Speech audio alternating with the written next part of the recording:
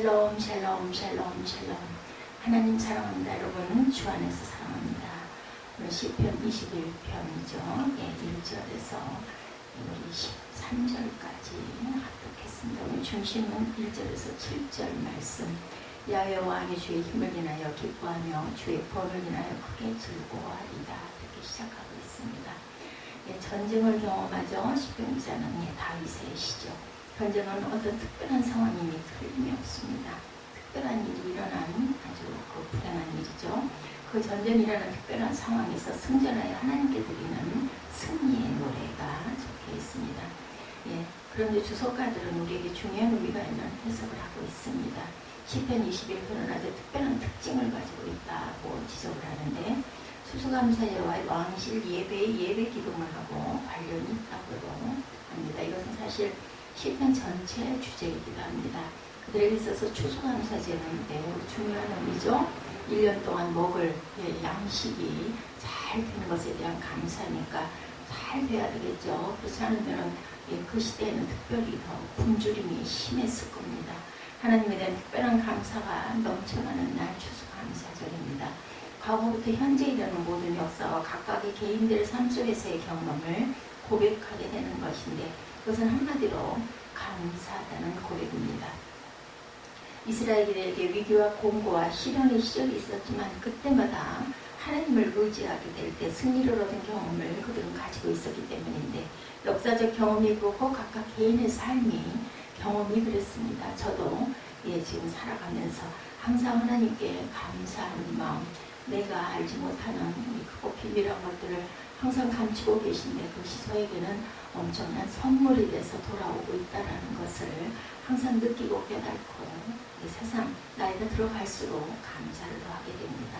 또 하나는 왕실 예배 기도문이다. 추수감사제를 위한 그러한 기도문이기도 하고 두 번째는 왕실 예배를 경험한 그런 기도문이다. 이 왕실 예배는 왕만 참석할 것이 아니죠. 나라 각계각층의 그 모든 사람들이 모여서 드리는 예배입니다. 그만큼 그 시간만큼 그것은 왕실에 관한 왕실이 아니라 이스라엘의 진정한 왕이신 하나님 앞에 경배를 드리는 예배의 자리.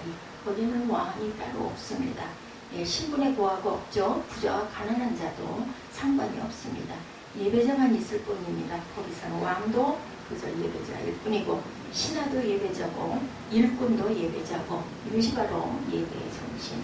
요즘도 보면은 대형교회 나라의 중직 국회의원이나 아니면 시장님이나 이런 분들이 오셔도 똑같이 평범하게 성도들의 자리에 같이 늘 앉으시는 모습을 제가 그전에도 많이 봤습니다. 특별한 분인데 특별하게 안 할까 이런 마음이 어린 마음에 있었는데 맞습니다. 어느 곳에서 왕이든 대통령이든 아니면 외국의 귀빈이든 주일날 예배를 드리러 온다면 아니면 특별한 예배가 있어서 예배 자리에 참석하러 온다면은 똑같은 예배자일 뿐이다. 우리가 신분이 귀한 분도 그렇지 못한 사람도 같은 자리에 늘 앉아야 된다. 그런데 옷이 좀 남루하거나 좀 이렇게 행색이 초라한 사람들 보면 이렇게 피하는 부분들이 없지 않아 있습니다. 그래서 우리가 고쳐야 되죠. 우리 모두는 이 시간에 예배자일 뿐이라는 거. 그곳에 예배를 드리러 온 사람이면 한 사람이든 아니면 부유하게 지정을 잘한 사람들 똑같은 마음을 가져야 됩니다. 가장 중요한 것은 내가 어떤 예배자로 하나님 앞에 서 있느냐, 그 사람이 어떤 예배자로 하나님 앞에 서 있느냐가 중요하죠. 하나님 앞에 인정받는 예배자가 되기 위해서는 진정과 신령으로 드리는 그런 감사의 마음을 가지고 우리가 정말 거룩한 마음을 가지고 임하는 것이 가장 중요하죠. 왕실 예배의 첫 번째 순서가 굉장히 특이하다고 합니다. 회중 앞에서 제사장이 민족사에 나타난 하나님의 은혜에 대한 기도문을 외웁니다. 그리고 앞으로도 왕에게 하나님께서 승리를 주실 것을 확신하는 축복을 합니다. 이러한 특별한 전쟁의 상황을 다루는 것이 아니라 일상에도 이기게 하시는 하나님의 손길에 대한 감사의 노래이겠죠. 그래서 일상 속에서도 아주 악한 사단이 역사할 때가 너무나 많기 때문에 그것을 막아달라 기도하고 감사해야 합니다. 특별한 상황이든 일반적인 상황이든 승리라는 하나님의 선물을 받아낼 수 있는 것이 바로 그리스도인이죠. 이런 면에서 우리는 승리하는 삶에 대한 경험적 고백을 노래합니다. 시편 21편에서 그 비결을 찾아보는데 주제 9절이라고 할 수 있는 7절을 한번 보죠. 왕이 야훼를 의지하오니 지극히 높으신 자의 인자하심으로 요동치 아니하리라. 저는 가장 평범하고도 우리가 너무 잘 이해하는 이야기, 이런 이야기입니다. 너무 높으신 자의 인자하심은 항상 왕은 하나님은 왕이시니 의지하오니 우리가 인자한다. 하나님을 의지합니다. 의지한다는 말씀은 다른 시편에 다른 표현으로도 많이 기록되어 있죠. 23편 4절 내가 사망의 음침한 골짜기로 다닐지라도 해를 두려워하지 않을 것은 주께서 나와 함께 하심이라. 주와 지팡이와 막대기가 나를 감행하시나이다. 안위한다는 말씀은 하나님께서 나를 보호하시다 안전한 자리로 인도하신다라는 뜻을 갖고 있습니다. 또한 의지한다는 말은 하나님의 품을 의지한다라는 거죠. 오늘 여기서는 다윗이 고백했기 때문에 보면은 7절에 보면은 왕이 야훼를 의지하오니 왕이신 하나님 앞에 세상의 왕이 하나님을 의지한다라는 뜻입니다. 감싸 안으시는 하나님 품에 나를 맡긴다라는 그런 표현이죠. 마치 어린아이가 그 어머니의 품을 의지하는 그런 모습. 가끔 우리는 장성한 사람에 대해서 장성한 사람이 되기를 원하지만 여기서 분명히 해둘 것은 우리의 태도가 장성한 분량에 이르는 것이나 스스로 가진 힘의 크기가 강해진다는 그런 의미가 아니고 우리 가진 능력에 있어서는 우리는 언제나 어린아이에 불과하죠. 사도 바울은 고린도후서 4장 7절에 우리가 이 고개를 질그릇에 가졌으니 이는 능력이 심히 큰 것이 하나님께 있고 우리에게 있지 아니함을 알게 하려 함이라. 우리는 질그릇 같은 존재이죠. 이 땅에 발을 붙이고 사는 사람 중에 어느 하나 질그릇 같지 않은 존재가 없습니다. 모두 다 질그릇에 불과합니다. 있다면 자신은 마치 질그릇이 아닌 것으로 착각하고 사는 사람들일 뿐입니다. 질그릇 같은 인생에 귀함은 없습니다. 고배를 가졌을 때 귀함이 있죠. 성경은 말씀합니다. 질그릇 같은 인생에 귀함이 없고 능력이 심히 큰 것이 하나님께 있다. 질그릇이 고배를 가졌다라는 말은 능력의 힘이 큰 것이 하나님께 있고 우리에게 있지 않다라는 의미를 가지고 있습니다. 우리는 아무리 노력해도 질그릇 이상이 될 수가 없습니다. 능력은 가질 수 있어요. 언제 하나님을 의지할 때, 믿고 구할 때. 엄마 품에 안긴 아기들 보면 아무것도 가진 것이 없어요. 할 수가 없습니다. 그가 할 수 있는 것은 그저 엄마 품에 코를 박고 앉아있고 엄마 젖을 빠는 일 정도밖에 할 수 없어요. 조금 자라난다 하더라도 자신의 삶을 책임질 수가 없습니다. 그래도 그는 살죠. 무엇도 할 수 있는 것. 삶을 넉넉히 살아가는 그게 하는 게 아니라 엄마가 보호해서 다 해주는 거죠. 그가 능력이 있는 것이 아니라 부모가 능력이 있어서 먹이고 입히고 재우고 키워줍니다. 아기가 자라서 5, 6세 정도가 되면 아이방을 만들어 재우죠. 처음에는 굉장히 무서워합니다. 엄마하고 같이 자고 싶어 합니다. 두려워합니다. 그랬을 때 엄마는 방에 불을 켜두고 방문을 열어두고 걱정하지 마라. 내가 항상 너를 보고 지키고 있단다. 두려워하고 무서워하지 마라. 여기 옆에 바로 엄마가 있잖아. 옆방에 엄마가 있어. 근데 불 켜놓고 너 잠들 때까지 내가 마루에서 기다려줄게. 이렇게 힘을 주죠. 용기를 주죠. 작은아 염려하지 말아라. 그리고 뒤로다 봐주고 뽀뽀해주고 잘 자라. 그리고 쓰다듬어주고 이불을 잘 여며줍니다. 아이는 누워있다고 했을 때 의사는 잠이 들고 엄마는 마루에 있거나 주방에 있다가 아이가 잠든 걸 보고는 방문을 닫고 스탠드를 소등을 해주죠. 이렇게 훈련을 합니다. 언제 우리가 이기고 언제 우리가 평안할 수 있는가? 엄마 아빠가 지켜줄 때 아기의 마음, 우리는 어린아이와 같은 그런 순수한 순전한 마음이 될 때 하나님께서 더욱 보호하시고 사랑하시죠. 시편 121편 5절부터 보면 야훼는 너를 지키시는 자라. 야훼께서 내 우편에서 내 그늘이 되시나니 낮에 해가 너를 상치 아니하며 밤에 날도 너를 해치 아니하리로다. 야훼께서 너를 지켜 모든 환난을 면케 하시며 또 내 영혼을 지키시리로다. 너의 출입을 지금부터 영원까지 지키시리로다. 이렇게 말씀하고 있습니다. 시편 115편 11절에도 보면 야훼를 경외하는 너희는 야훼를 의지하라. 그는 너희의 도움이요 너희 방패시로다. 야훼께서 우리를 생각하사 복을 주시되 이스라엘 집에도 복을 주시고 아론의 집에도 복을 주시며 배서 물어나고 야훼를 경외하는 자에게 복을 주시리로다. 이렇게 증거합니다. 무엇을 통해서 하나님을 의지할 때 힘이 생겨요? 그 마음에 소원을 주시고 그 입술에 구함을 거절치 아니하셨나이다. 우리가 마음에 소원을 주셨을 때 우리가 입술로 구하는 것을 우리가 하나님께 감사하나이다 하고 순종할 때 하나님께서는 우리에게 우리가 원하는 것들을 잘 보시고 적재적시에 주십니다. 독일어문은 괴테가 소원과 능력 사이에 놓여있는 깊고 넓은 계곡을 빨리 파악하는 사람은 복된 사람입니다. 나에게 소원이 있습니다. 그런데 문제가 있죠. 그 소원을 이룰 수 있는 능력이 있어야 하는데 그 능력을 가지고자 하나 깊은 계곡이 앞에 가로놓여 있을 때 소원을 이룰 능력이 없음을 깨달고 절망하지 않을 수가 없습니다. 이때 나오는 것이 바로 기도이죠. 오늘 주신 말씀은 웅장하게 우리에게 선포합니다. 시편 21편 2절입니다. 그 마음에 소원을 주셨으며 그 입술에 구함을 거절치 아니하셨나이다. 여기에 기도할 맛이 있죠. 우리가 죽어도 붙들어야 하는 것. 하나님께서는 우리의 기도를 절대로 거절하지 않으신다. 소원을 나에게 주시고 그리고 그 입술에 구함을 거절하지 않는다. 순종할 때 입술로 구할 때 소원이 없는 사람이 있을 뿐이고 기도하지 않는 사람이 있을 뿐이지 그것을 이루지 않으시는 하나님은 아니다.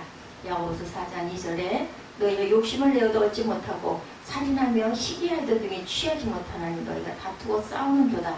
너희가 얻지 못하면 구하지 아니하며 이렇게 말씀합니다. 얻기 위해서 사람들이 욕심을 내고 과하지만 심지어 싸우고 피를 튀기고 살인까지 하는데 사람들이 시기할 줄을 알아요. 다툴 줄을 알아요. 싸울 줄도 압니다. 그런데 얻으려는 것인데 욕심을 내고 시기하고 다투고 싸우면서도 구하지는 않는다라는 것. 중요한 것은 욕심을 내고 시기하고 다투고 싸워도 얻지 못한다. 성경은 이렇게 말씀합니다. 너희가 욕심을 내어도 얻지 못하고 살인하며 시기하여 등에 취하지 못하나니 너희가 다투고 싸우는도다. 너희가 얻지 못하면 구하지 아니하며. 시편 기자는 경험합니다. 기도할 때 구할 때 하나님께서 3절 이하에 보니까 주의 아름다운 복으로 저를 영접하시고 정금 면류관을 그 머리에 씌우셨나이다. 저가 생명을 구하며 주께서 주셨으니 곧 영영한 장수고소이다. 주의 구원으로 그 영광을 크게 하시고 존귀와 위엄으로 저에게 입히시나이다. 저로 영영토록 자복한 복을 받게 하시며 주의 앞에서 기쁘고 즐겁게 하시나이다. 이렇게 말씀합니다. 기도하는 사람이 복을 받는 근원적인 이유는 기도는 대화예요. 그렇죠? 그렇기 때문에 하나님과 항상 대화로 소통해야 됩니다. 우리가 정다운 사람하고는 늘 대화하죠. 멀리 떨어져 있다 할지라도 오늘은 뭐 별일 없었니? 이런 일이 있었는데 너무너무 힘들었어. 하면 또 위로해주고 그리고 또한 그 위로를 또 내 마음의 위로로 또 삼기도 하고 이런 것처럼 하나님께서도 우리와 대화하기를 원하시고 만나시기를 원하시고 우리 얼굴을 보기를 원하시는 하나님. 그래서 우리는 기도하고 예배합니다. 기도의 무릎을 통해서 저와 여러분이 세상에 하나님의 능력으로 우리가 그 능력을 힘입어서 우리가 움직이는 하나님의 귀한 자녀들이 되시기를 주님의 이름으로 축복합니다. 3절을 자세히 보면 주의 아름다운 복으로 저를 영접하시고 정금 면류관을 그 머리에 씌우셨나이다. 영접이라고 말합니다. 카담이라는 말의 본디 뜻은 앞서가다, 만나다라는 뜻을 갖고 있습니다. 시편 21편 3절입니다. 이 말씀을 풀이해보면 하나님께서는 다윗보다 앞장서서 가신다라는 뜻입니다. 다윗이 걸어가야 할 길에서 하나님께서는 이미 앞에 서서 가고 계신다. 우리가 가는 그 길을 하나님께서 영이시기 때문에 언제나 지키시기 때문에 앞서 가시고 이스라엘이 이집트를 떠나 가나안을 향해서 발걸음을 옮길 때 40년 동안 하나님은 불기둥으로 앞서 가셨고 구름 기둥으로 앞서 가셨습니다. 이것을 우리는 은혜라고 말합니다. 우리가 하는 일은 아무것도 없어요. 하나님께서 앞서 가시니 우리는 그저 그 길을, 그 발걸음을 따라가는 것 뿐입니다. 하나님께서 일하시고 우리는 따라가는 것. 그래서 일하시고 나를 위해서 다투시는 하나님을 깨닫고 내가 하는 일은 따라가는 것에 불과하구나 하는 생각. 내가 하는 게 아니라 하나님께서 하시옵소서. 그래야 우리가 겸손을 이룰 수가 있다는 거죠. 시편 기자는 시편 35편 1절부터도 보면 야훼여 나와 다투는 자와 다투시고 나와 싸우는 자와 싸우소서 방패와 손방패를 잡으시고 일어나 나를 도우소서. 창을 빼서 나를 쫓는 자의 길을 막으시고 또 내 영혼에게 나는 내 구원이라 이루소서.